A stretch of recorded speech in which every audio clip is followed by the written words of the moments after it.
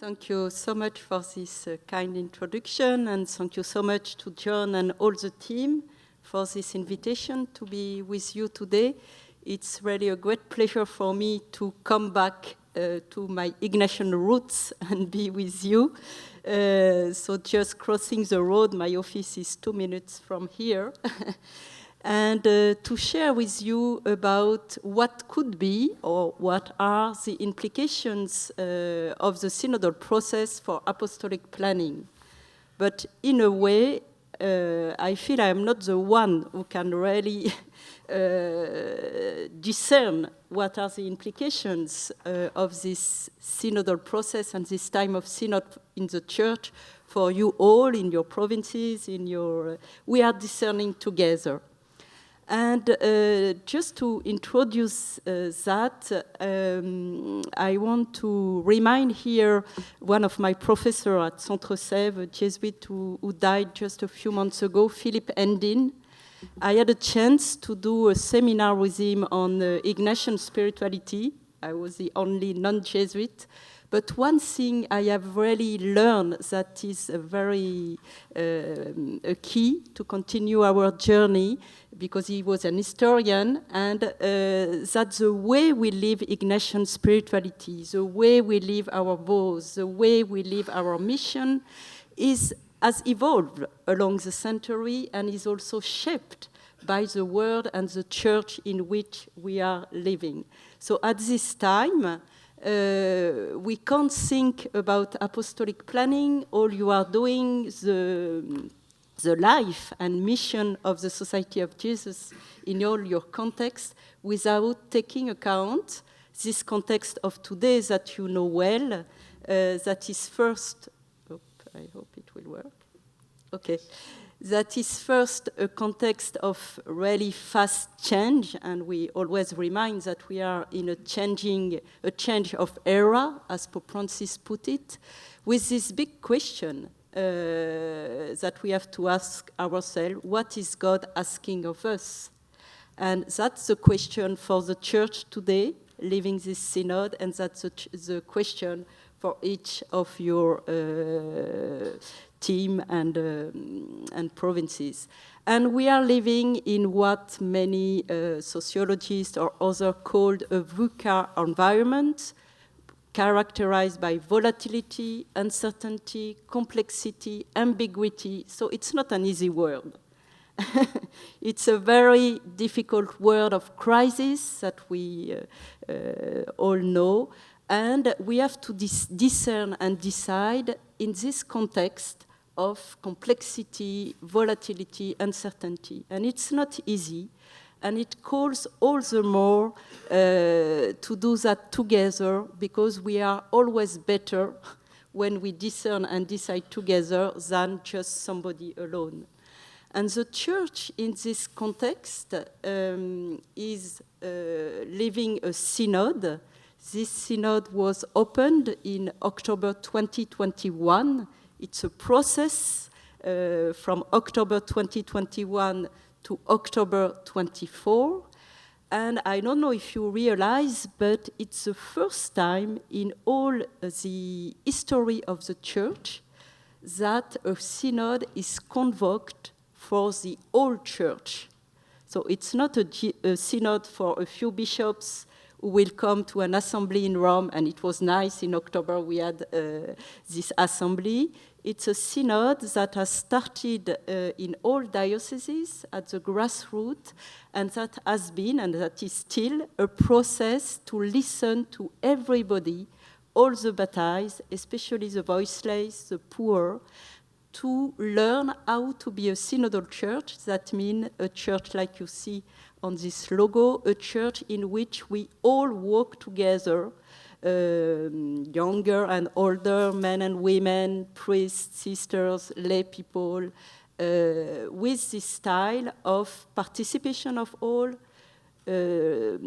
fostering communion for a better mission, for to serve better the world of today. So the church is in this process of transformation, because it's about a new way to be church that is in fact to retrieve the style of the early church, in which the governance, the way to be was first to be a community and to discern and decide together.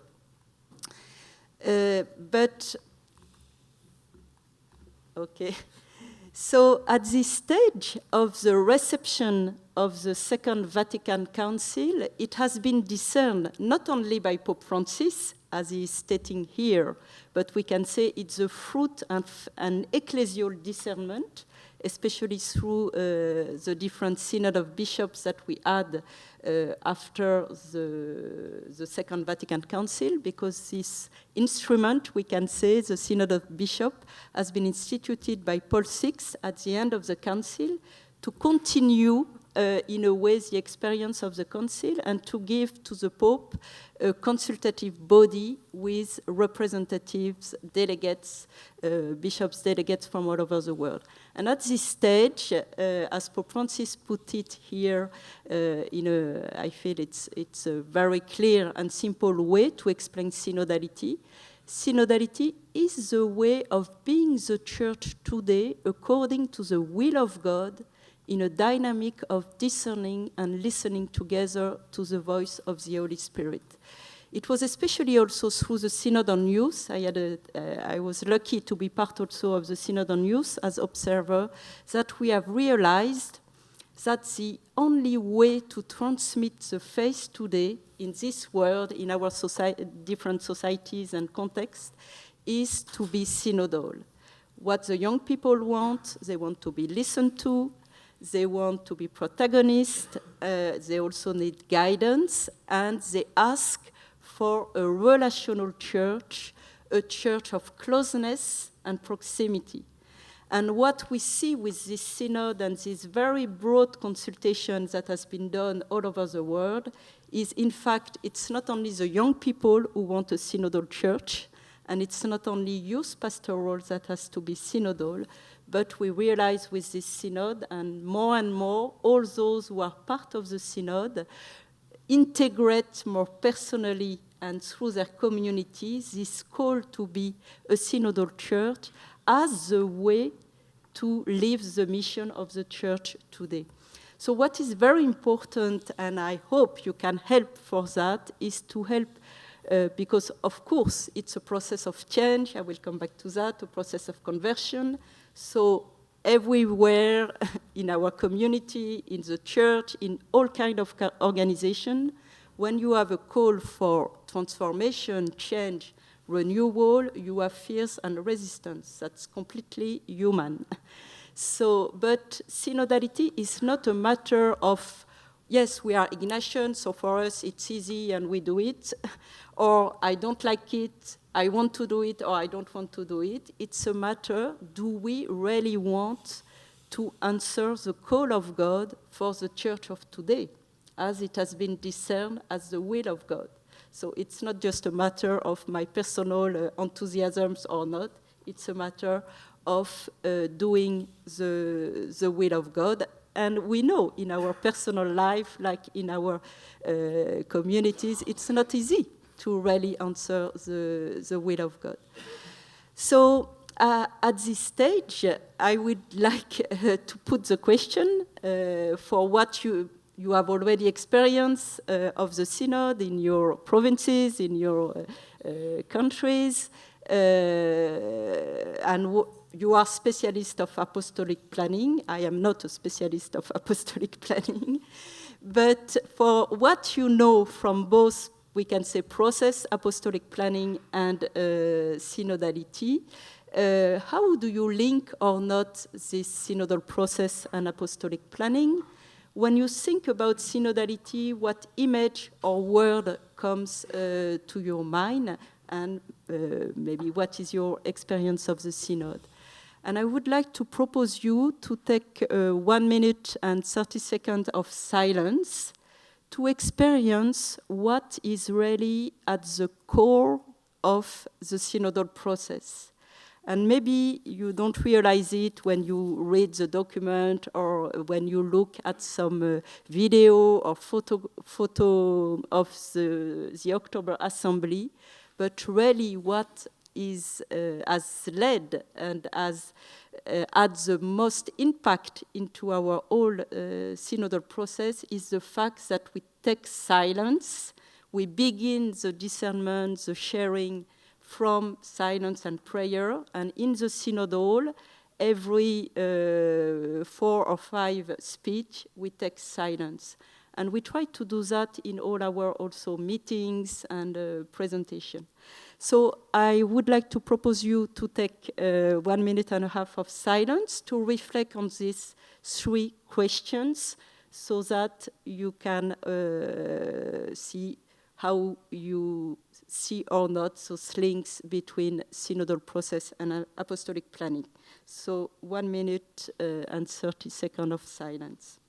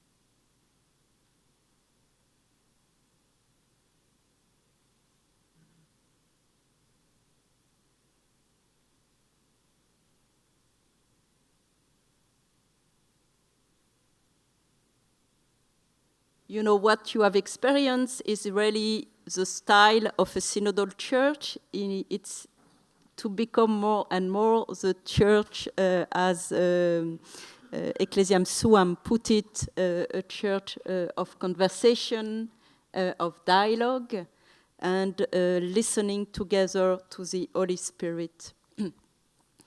And the aim of this synod is very clear. It's to become not occasionally, but structurally a synodal church. And that in the opening speech of Pope Francis in October 2021.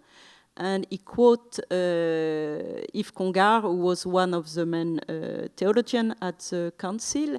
It's not about creating another church, but it's to create a different church. And it's especially to experience and to develop a new style of relationships, not only inside the church among us as people of God, but also with the whole human family.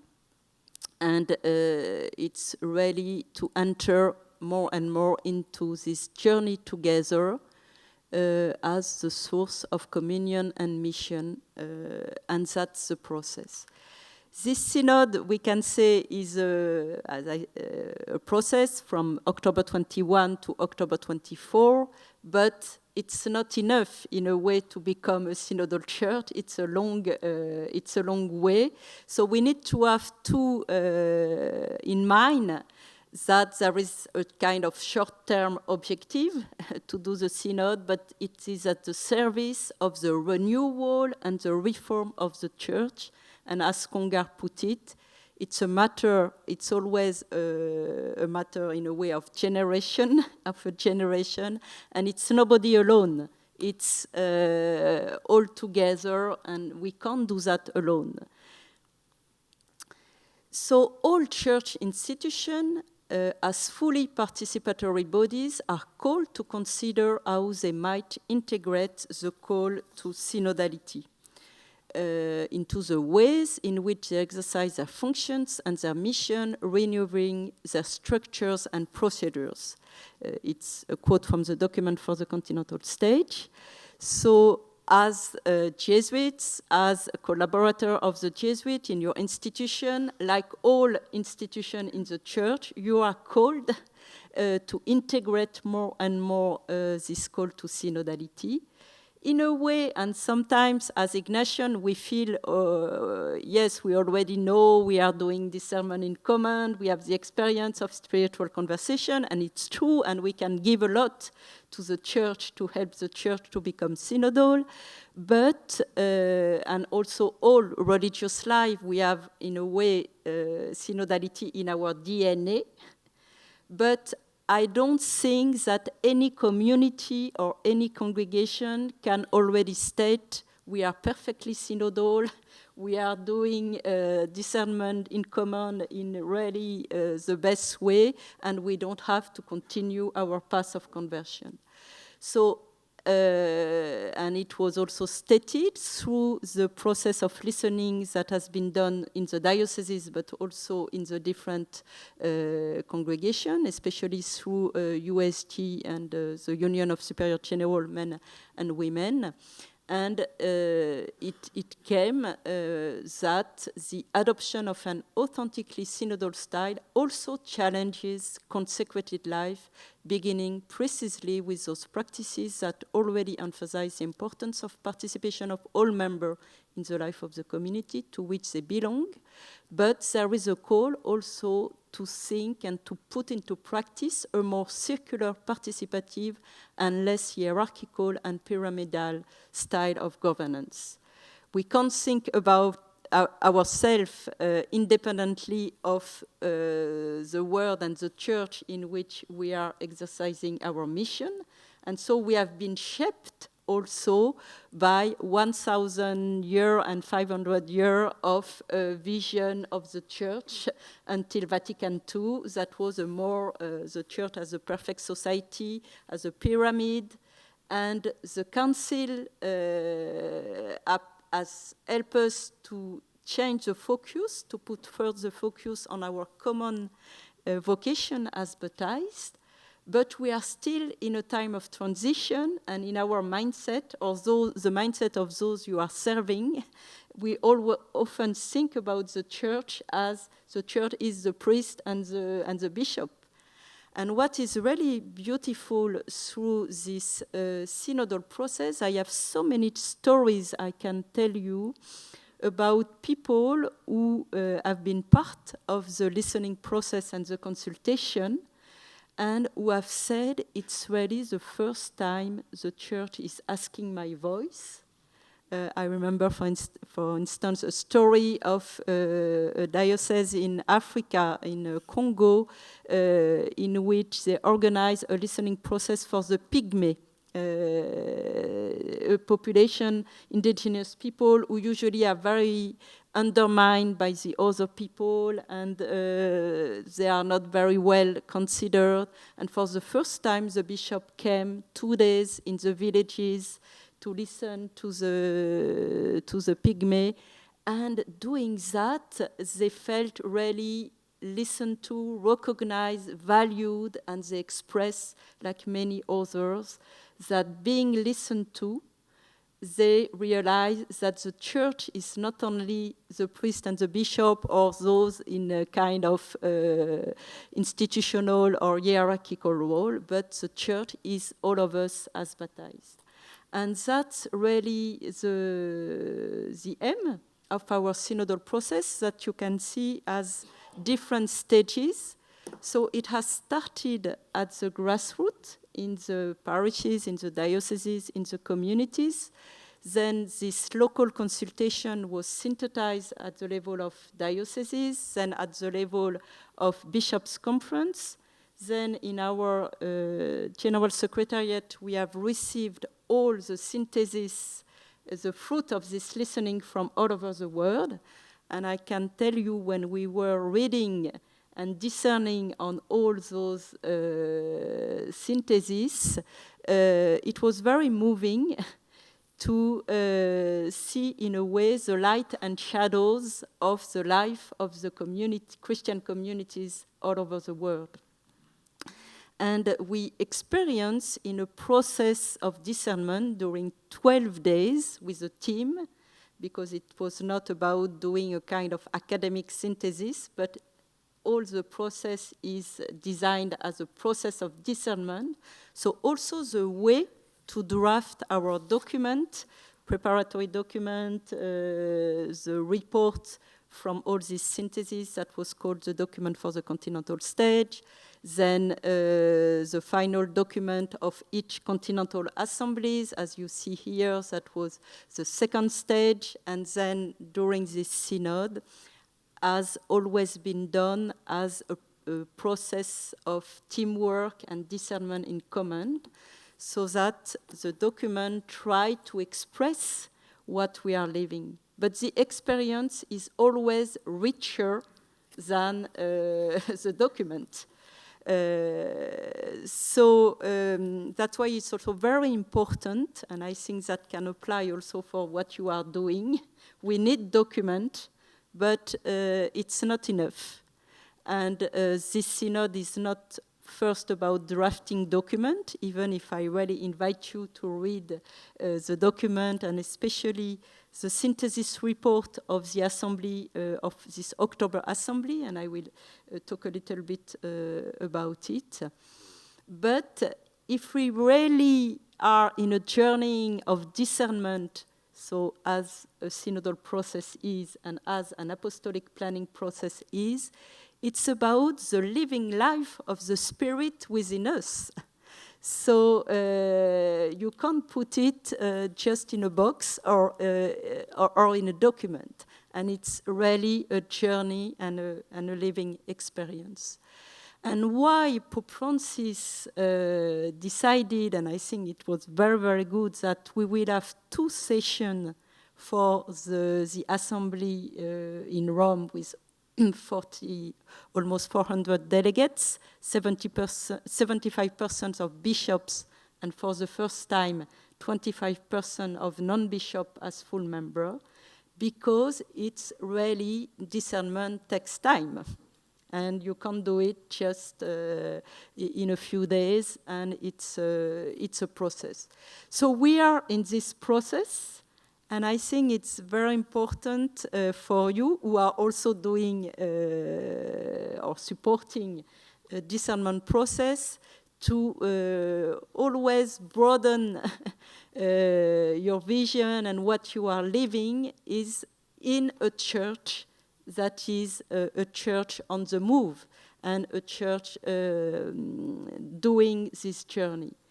And what is beautiful is, because as it's a process of conversion, of change, you have a lot of skepticism, you have people who want very fast change, a kind of revolution, and they feel this synod is doing nothing, and you have other people who don't want any change, and they are afraid of... So it's about discerning really how to be faithful to the mission of the church and the nature of the church from the beginning, but in a new context. And synodality is about looking at the church or envisioning the church, not in a theoretical way, the church in the sky, but concretely where we are in our context. And the synodal methodology, I think that resonates with what you are doing, is that the starting point is always our concretedness, our situationness, where we are, with the people as they are. And it's true that not all the people in the church are already synodal-minded. So we can't just go fast with those who are already on board. We have to find the way to journey with everybody, where they are. And what is very important is, and what the church is trying to learn nowadays with this synod, is really to have this dynamic vision of our identity as church, as Christians, and also I think as community. If we are on the journey listening to the Spirit, we can't be the same today and 20 years ago, or in 20 years. If we look at ourselves today and we look back where we were and who we were 20 years ago, in a way we are the same, and in a way we are different. And that's exactly the same for the church. And that's why doing this synod and implementing synodality is to be a church on the move. And as Pope Francis stated in each time he speaks about the synod, he says in Italian, il cammino si fa camminando. The way is done by walking. That's why it's not easy. And as Christina reminded us yesterday, we all prefer to know the road before and to master things. And the synodal process, in a way, is a process of learning to let go, to put all our confidence in God. If really God is calling the church to be synodal, because that's the way to serve the mission today, we can be confident that we will receive the grace to do it. God is not asking us something impossible. But it's step by step that we discern the concrete way. So it's really about becoming a pilgrim church. And now I will give you some also try to express some concrete step or experience that we have done at the synod, and maybe that can also give you some kind of insight for what you are doing in apostolic planning. The difficulty is that synodality is a learning by doing. It's, you don't, even if it's, we are very happy to have books, or it's like apostolic planning, you can have books and conference, that's very useful, but it's through an experience and through exercises that you learn to do it. And the only way to become more synodal is to reflect on how we are already journeying together and what are the next steps. And that's why this synod is designed with a basic fundamental question for the consultation. How are we already journeying together? So it's a kind of assessment and reviewing our way to work together. And from that, discerning what will be the next step. And it's step by step. At the end of the Synod on Youth, there was the idea, and someone proposed that we do a pilgrimage, and we went to walk 6 kilometers with all the Synod members toward St. Peter's Square. And that was really good because, in a way, we put it to practice what is synodality. So during this synod, we also organized a pilgrimage in the catacomb. We went to the catacomb as a way to go back to the roots and to be inspired and to walk together. So the fact that we had this during one afternoon experience of pilgrimage helped us to enter more and more when we were sitting in our synod hall to understand that synodality and this synod is about being more and more a pilgrim church with this style of working together.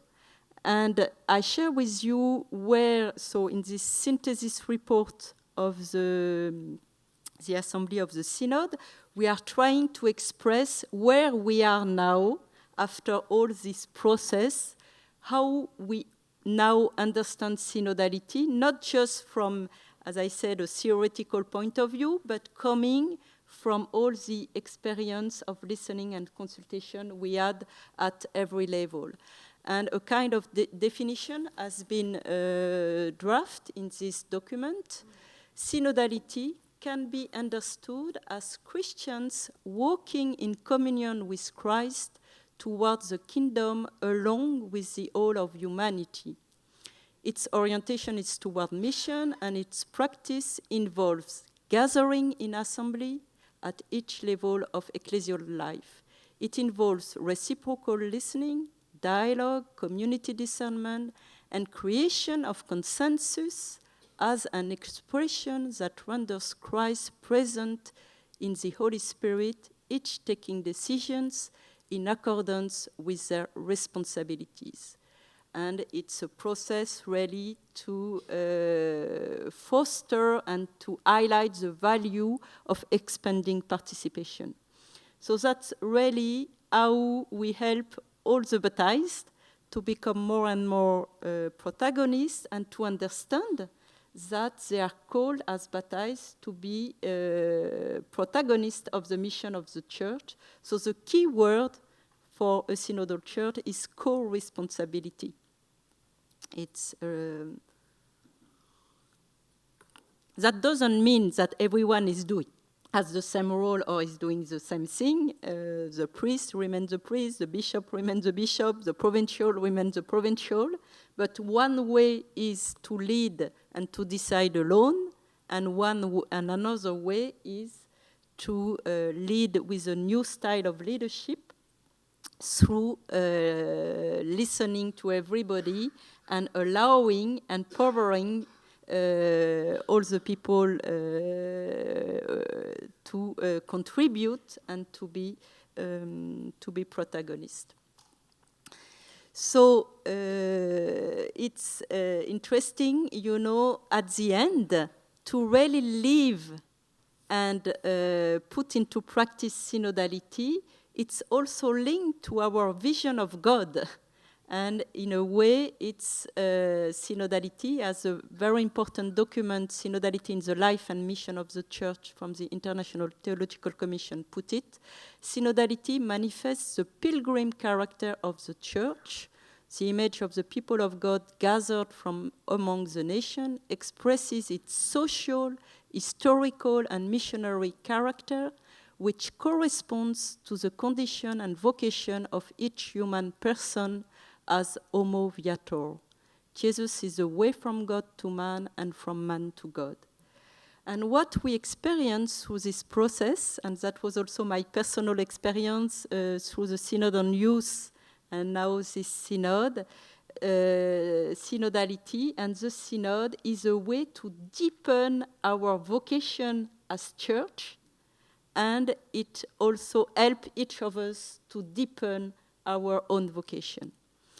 And as you may know, many priests all around the world have some kind, sometimes are the most or the less enthusiastic with the synod, and they can have a lot of fears what we will become as priests if we allow the listening of all, if we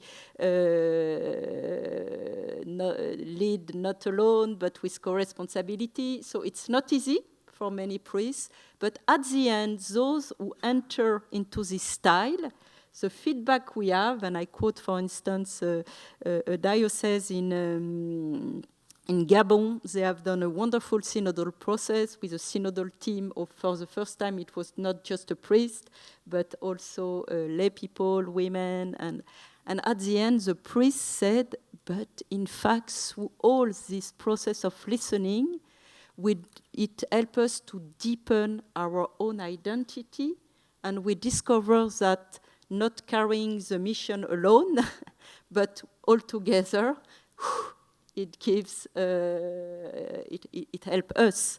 So but you can't help people to understand that just by telling them. They have to do the experience. And I think we as Ignatian, and I will come back to that, we have a great responsibility and call, because most of us, and especially you have the experience of discernment in common, apostolic planning, how you can help the broader church also to experience that and to contribute to this path. And the symbolic image to put synodality into practice, in a way, is to walk together like Christ with the pilgrims of Emmaus. And this image came very strongly as a kind of paradigmatic image for the mission of the church with young people at the Synod on Youth. But in fact, it gives us, we can say, the methodology of the Synod. And that starts with seeing, listening, recognizing the reality where we are, then interpreting, judging the reality in the light of the gospel, and at the end, it's to act, to discern, and to choose. And that's the way we put the synodal methodology. So you can see also, I can imagine, a lot of resonance with the methodology for apostolic planning. But at the end, what we understand, and Pope Francis put it like this, it's not enough to have a synod or to do a synod. At the end, what is at stake, and Pope Francis says, it's to become a synod. So it's to become a synodal Jesuit, to become a synodal sister, to become a synodal province, to become a synodal Jesuit school or Jesuit chaplaincy. So through that, it's also a path of personal conversion to integrate the style of synodality. And that's why the synod is trying to work on two levels, because one level is what we can call the reform of the structures. If you want a participative church, you need some structure of participation, and we have already many of them, like a parish council or different council. But the and this synod is calling also for new structures, but structures are not enough if you don't have the people with the attitude, with the spiritual attitude and the mindset to live this spirit in the structure. And that's why it's very important to have those two dimensions in mind. And you can have the best apostolic plan, the best organigram, or the best structure on the paper, but then it's about how are the people and how they will live that. And at the same time, spiritual attitude are not enough. We need also some structures because we are incarnated and some process. But really, what this synod is doing is helping us to become more and more like Jesus and to have the synodal style of Jesus, like what he was doing at Emmaus. He began to be with the people where they are on their road, even if it's a wrong road, and to listen to them. And then he explains the scripture. He takes time with them. He doesn't impose himself, but he enlightens something, and the disciple asks, "Stay with us." And there is a process in which, at the end, the disciples go back to Jerusalem and they are reintegrated in their community. And to put it in a nutshell, synodality is passing from the I to the us. It's a process that builds us as people of God. It's a process that builds, we can say, togetherness. It's a process that ecclesializes us. And in many of our countries, and we can see that in our community, and we can be very individualistic, and how synodality helps us to retrieve that, first of all, with our common baptism, we are a community. And before any differentiation, we are brothers and sisters in Christ. And that's what the Synod has tried to do and to help with this, as I have put it, this overarching question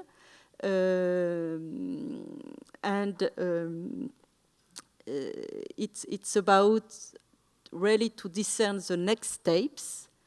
And really what we learn more and more, it's step by step. And only in the kingdom of God we will live a perfect synodality. I will now, from the experience of the synod, try to share some kind of learning point or takeaway that maybe can be also helpful for you. So to invite you to enter into this experience of synodality, you see here the image of the synod hall. So for the October assembly, maybe some of you have already the image of the former synods. We were in an amphitheater organized with a table of presidents, and then you had the cardinals, archbishop, bishops, auxiliary bishop, priests, sisters, and lay people at the end. So during the Synod on Youth, in which we have understood that we should be more and more a synodal church, it was a little bit that was great that we managed to change the settings, and we organized the synod with these round tables. And on each round tables, we had a lot of time working by small groups with the methodology of spiritual conversation. And on each round table, 12 people, one facilitator, and at the same level, on the same table, you had cardinals, bishop, a young man or young woman, a sister. And that really expressed our equal dignity of baptized. So why I mention that? Because we are very incarnated. And the way we organize our meetings, not only the time, the schedule, but also the space, have a lot of impact. And we know that also to be here in this. If your aula here had more spaces, maybe we have done the synod here. So the synod, in a way, in all its stages, has been a kind of school of synodality, but, as I say, not an academic school, but a school putting things into practices and doing more and more exercise. With the key and the best fruit of the synod until now, and I can tell you so many cardinals and bishops, some of them have done 5, 6, even 8 or 10 synods during this assembly, and at the end they all said it was our best synod, this new methodology, the round table, the spiritual conversation, there is no way to go back, and we need to continue this. So that's very, very good, and I won't explain you this methodology, you know it. But what I want to highlight, because sometimes we think it's only an Ignatian way to do things, and it's true that even for the church and in our secretariat, in fact, why we came to look at this methodology, because at the beginning of the synod, with the Commission on Methodology, I was leading and Christina was there, we did a kind of listening to the best practices for synodality, for synods, council, all around the world. And we discovered this methodology through different ways, but especially because it has been done in the plenary council in Australia, and I see Father Dan, and also because in Australia the bishops for the plenary council have been trained, especially by one Jesuit and by others. And that's how this methodology came here to the General Secretariat and then was proposed at different levels. So it's not just us in our office. We have did a kind of brainstorming. No, it's by a listening of the grassroots, what is happening in the local churches, from the different experiences of synodality, and then it has been proposed here. So what I really want to highlight and to share with you at this point is how, and maybe if I have done this presentation 2 years ago, I wouldn't have talked about the synod in the same way. We continue to learn. And the main point for becoming a synodal church and doing this is to be a learning church. That means we continue to learn. So synodality starts with our situatedness, and the starting points are different. And I think it's also true in the Society of Jesus, according to the provinces, the starting points are not the same. And especially in each culture, you have seeds of synodality, and you have obstacles for synodality. So it's also, we are not a church independently of our culture and our context. The second point I have already highlighted, it's a process step by step, it's a learning by doing. It's not enough that the document of the Synod of Pope Francis states synodality is the way. What this synod is doing is that more and more people and more bishops doing it realize that, yes, it's really the way forward, and so they integrate personally the call.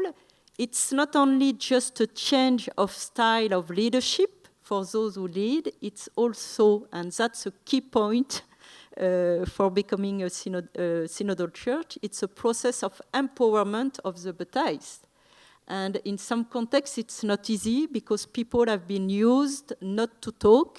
It's the pastor or the priest who decide alone, and to be asked to give their views, their voice, and to contribute is a big change. So they have also to feel encouraged and empowered to contribute. What we see and what I want to highlight here that is very important also about the methodology, you know, in Canada, when the bishops started so this synodal process with our methodology of spiritual conversation, as they were already involved since a few years in a process of reconciliation and listening to the First Nations, to indigenous people, they said, but in fact, the bishops who have been involved in this process, they said, you know, when we began to do this methodology of spiritual conversation, it was not so new for us, because when we started our dialogue and listening with First Nation and indigenous people, they asked us to do almost exactly the same, to be in a circle, to listen to each other. When we received in our secretariat regularly, we have the bishops in ad limina visit. When the bishops from Papua New Guinea came, they explained that they went in a diocese to in a very remote village with people who didn't know, of course, about the synod and synodality. So they tried to people who were not, who couldn't read, but they were living their life. And when they explained synodality, then the people began to say, "But we are synodality. We are synodality. That's what we are doing. We are working together. We don't have any road, so we have to walk." And then the bishop said, yes, in our Melanesian culture, that's our way. When we have to decide, we need to build consensus, and we take time. You never know how long it will be. We take time to listen to everybody. And when you speak about synodality in Africa, most of the people and the bishops and others, they connect this vision of a synodal church with their vision of the church as family of God and with traditional values of the African culture, and they expect, for instance, the anthropology of Ubuntu.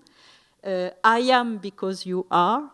So what is very important is to understand and rediscover that this way is coming from the sources, different sources of wisdom from all humanity. It's a kind of anthropological truth, And doing this way, we connect with our deep vocation also as created by God with a kind of, we can say, Trinitarian dynamic. And I think it's very important not to understand that it's not just an Ignatian thing.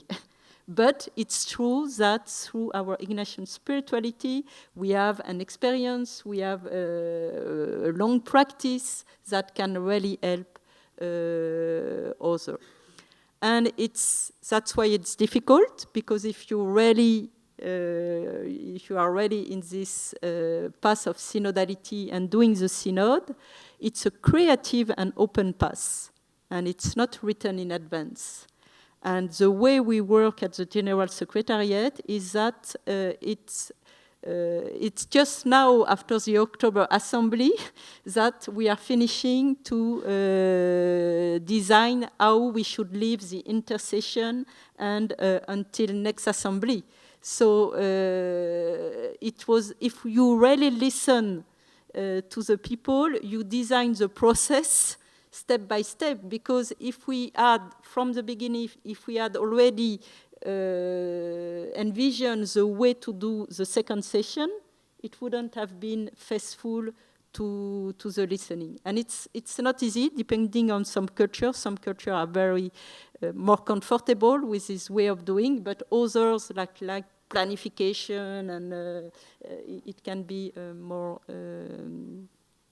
difficult. So at the end, synodality is really a spiritual experience with the Holy Spirit at the center, and we experience, 2 minutes, and we experience as a church, in a way, what we experience, the movement of the Spirit, we can say, as we experience in our personal life or in a discernment group.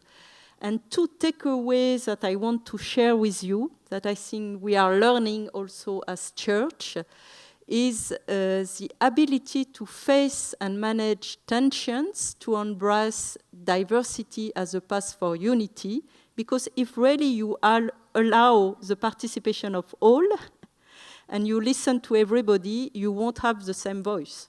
And you will have a lot of diversity and sometimes kind of very different vision. And we had that inside the synod, but the way is to really believe that there is a way to overcome tension, not to suppress them, not to put them under the carpet, but if we really face them, we can discover that diversity is a way for unity. And it's really the most important, I think, change that the Synod is doing. And in a way, to put it in a nutshell, this Synod is a way for the Church to learn to live unity through and with diversity. And for that, because we are coming, and sometimes also in our community, from a kind of monolithic or homogeneous vision of unity.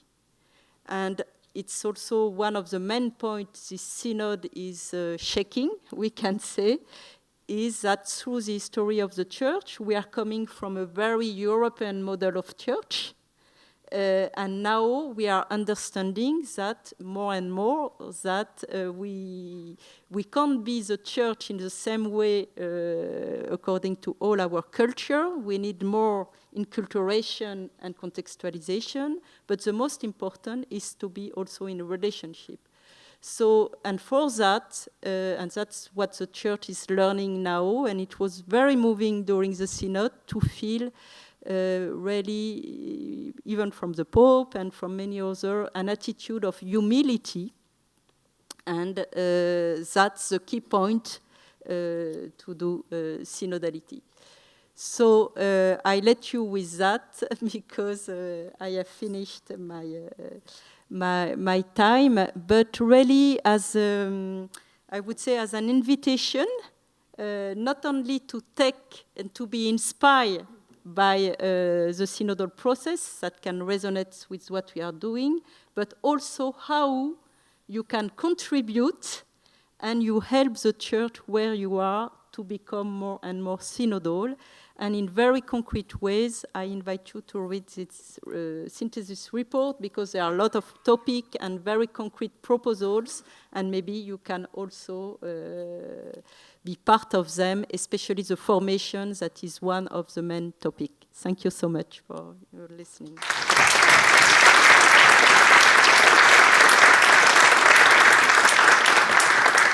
Sister, I want to thank you for your beautiful presentations. I myself was part of this synodal process in the local diocese where I come from. So it's very enriching and enlightening. There are few thoughts of mine I like to share with you.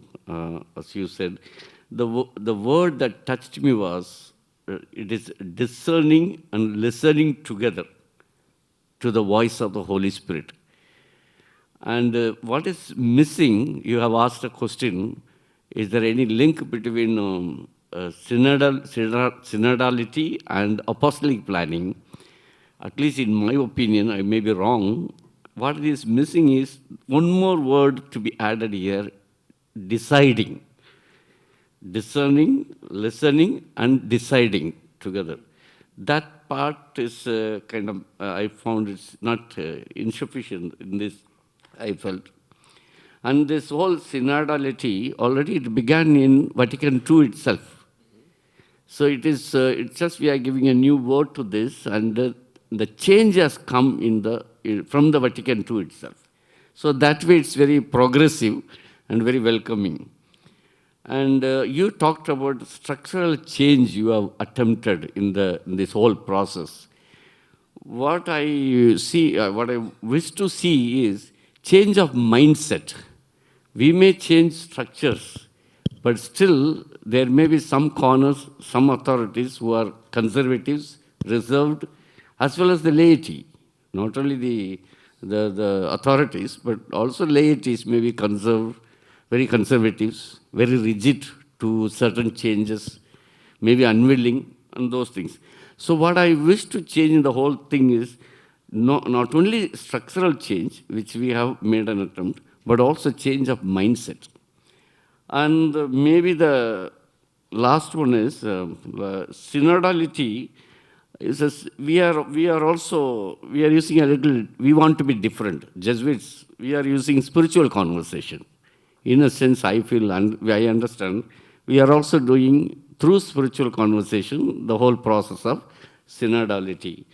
So that way, it's very good, nice, very progressive. And the three words, what were communion, participation, and mission.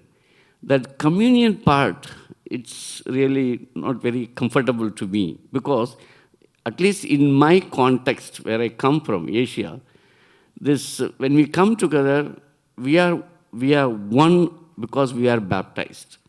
But that oneness is not very clear or very visible when we come before the altar of the Lord. So that communion part, maybe we need to make more attempt. Thank you so much for your wonderful insights and presentation. Thank you, Father Lawrence and Gilles. Thank you, Nathalie. As you know, in our apostolic planning process in the Canadian province, since 2019, we've been using spiritual conversation, communal discernment. One of the challenges that we are now beginning to understand is how to communicate to participants, both Jesuits and other partners in mission, the role of Ignatian authority. Very often, I was just talking with Grégoire, very often there is a reaction when the provincial speaks. There's a kind of a knee-jerk reaction that comes from the bigger experience of church, and prevents participants from hearing and receiving the genuine role of authority, which has a very specific way of being in an Ignatian congregation. Part 7 and 8 of the constitutions for us, but it's the same in your own constitutions. There is a particularly Ignatian way of spiritual government and practice, empowering through authority, that's very difficult to reframe in the present context. And I'm just wondering if you have any thoughts on, from the experience of the Synod, reframing the role of authority. Thank you, Gilles. Maybe one more question? Benny?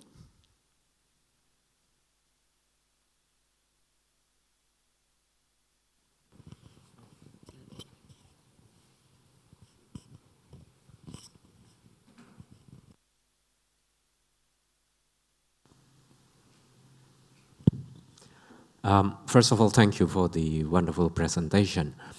As I was listening to you, I couldn't help imagining, as the synod was going on, there was a group of journalists, media people waiting outside the aula, really expecting news leaking into them. But the only answer the synod could give is just like saying, I'm sorry, we are still in the first round of conversation. And then again, when they asked, sorry, we're in the second round of conversation. And it went on and on like that. Now, I wonder if this method would sit well with the demands of modern world that puts emphasis on speed, reaction. And the world of social media, for example, we are supposed to respond to what people have to say online. And I believe the provinces of the society and many religious congregations have invested a lot in the communications department precisely to respond to that demand. So essentially, how can we reconcile the demand of this world, especially speed, reaction, and the need to create space, to take time, to have long, consultative conversation? Thank you. Okay, thank you so much for your very interesting questions and feedback. I will try to say a few things. The first, about the first question, what you says, what is missing is deciding together. It's true that the Synod of Bishops and what we are living has been designed as and created, as I said, as a consultative body for the Pope. So it's not the synod in a way that can take decision. The process is that at the end of the synod there are proposals for decision and then it's up to the Pope. But what is new with our new constitution titled Episcopalis Communion that was promulgated in 2018 by Pope Francis is that it's possible now that the final document of the synod with some ready proposals for decision can be undertaken immediately by the Pope as a document of the magisterium. So we will see. We don't know what will happen. The Pope can decide to write a post-synodal exhortation after, according to what has happened, and he can. We have seen that for the Synod on the Amazon, for instance, in Querida Amazonia, and the Pope explained very well in a book called Let Us Dream why, for instance, he didn't decided to open the possibility of ordering viri probati. That was really a proposal of the synod member, because he expressed that he felt it was not the fruit of a true discernment. It has been some kind of lobbying, and he didn't feel that the assembly has come to this decision with enough discernment, in a way. So, and then at the end, I think what is the most interesting that can also speak to us, even with our vision of authority in Ignatian orders, is who is really the one who decides. There are some, it's a point of debate today, because there are still the idea, for instance, for many, many bishops, that you have a process of decision-making with all, and at the end, the decision-taking is by the one who has the responsibility. That's a way to look at it, with this distinction between decision-making and decision-taking that is coming from social science. For my part, I always speak about another way to look at discernment in common, and what we are doing in the synod and in synodality, with the notion of Newman called conspiratio.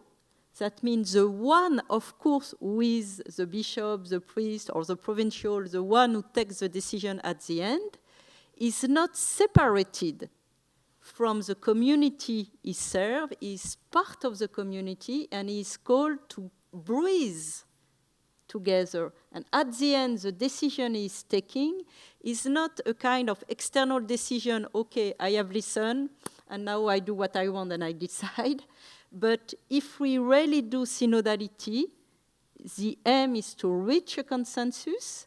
So in a way, because you need to have someone responsible for the decision, but in a way, the one who takes the decision through a process leading to a consensus is acknowledging, and that's at the synod, the final documents, that was also the same, or at the council, at the end, the documents are voted almost at unanimity. So many people are focusing on the voting, okay, and it's very symbolic, but the most important is not that a woman or many women vote at the end when you have already a consensus. The most important is that they are involved from the beginning at all steps. And what really I have learned also through the research I did on synodality when I was in Boston College, and through all of that, is that if you lead with this style of listening, discerning together, I let the debate about deciding or not together. But if you lead like this, you will have much more impact because your decision will be received than if you lead in a very top-down, vertical way, because especially more and more today, with the crisis of institutions, the difficulty of the relationship to authority, not everywhere, many countries, if you, it's not enough that you say and people follow. So you have to understand that, so that's one point. The second point that is, I think, very important for the church today is that the vision is that the role of the primacy of the Pope and of the bishop with collegiality is with the synod and has to be reinserted within the vision of the synodality of all the people of God, because that's the Second Vatican Council, and it's true. I like to quote a theologian from Australia, Ormond Roach. He says, synodality is the Second Vatican Council in a nutshell. So what we are doing is really about implementing and the reception of... but Lumen Gentium 12, about the sensus fidei fidelium, it's the idea that there is a kind of authority and truth given to the people of God that can't err in the faith. So what we are experiencing now with that, and I think it's to understand that you have a plurality of authority. You have the authority of the Pope, and Vatican II, you know, what was the most debated point with big debates and resistance was about the question of collegiality, because some people thought that if you have, the Pope is not alone, but you recognize he is in the College of Bishops and you have the collegiality, it will undermine his authority. But at the end, today, maybe we never had such an authority exercised by the Pope, but so what we have to understand is that if you have this circularity among those three kinds of authority, primacy, collegiality, and synodality, it's a way really to as I said, to discern better, because at the end, the only authority in the church is coming from God. And you can't completely put the authority only in one. So the synod, and you have also that, is about how you think about this relationship and circularity between one, a few, and all. And I think that can also inspire what is experienced in but at the end, and I have understood with others through this synod, it's about how people, as you say, have shaped their relationship to authority, and how you have processed to work about that and to have an adjusted relationship to authority from those who exercise authority, but also from those who... And the big culture change and change of mindset is also, you can't do that if you don't have a culture of speaking with inner freedom, with, as Pope Francis said, parousia. And the first place, and usually I say the first school of synodality is the family, and it's also where you experience authority first. So I think it's also through experience and through formation and through personal work that people who can understand better that the true authority, and I finish with that, it was in the final document of the Synod on Youth, and for me that's the best definition in a way. The true authority is a generative force to liberate the freedom. So the true authority is listening to help people to grow. And if people experience that, they will understand the need for authority. Sister Nathalie, thank you so much for sharing so much richness from your experience of synodality at the heart of the church with us. Thank you.